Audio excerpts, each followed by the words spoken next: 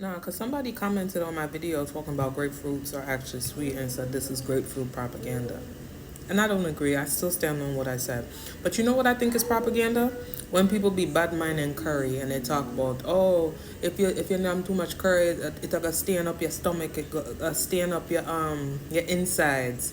If you numb too much curry, it'll go stain up your insides and your intestines and stomach and all that. Who said that? Who said, where's the, me want to see the scientific evidence and proof. Yes, we know curry can stain and it can stain bad. We lose a couple of clothing and dish towel, kitchen towel to curry. But I really want to know, what is that going to do to your inside? We know that turmeric is the main culprit in a curry, and turmeric is very good for anti-inflammatory. We know on the skincare side of things, we can use turmeric for lighting up and get rid of dark scars and hyperpigmentation, right?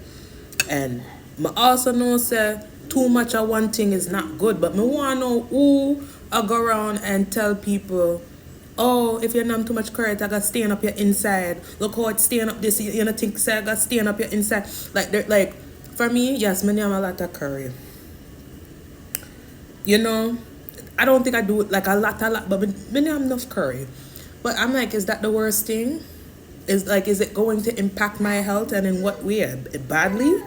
Or is it just gonna be kind of a neutral thing? Cause what I need my inside stomach to look so, like, me just want to see the science and know the reasoning why. So on a smart people will always love to say, oh no, like if you have too much curry, I can stay up your inside, blah, blah, blah. Wanna tell me?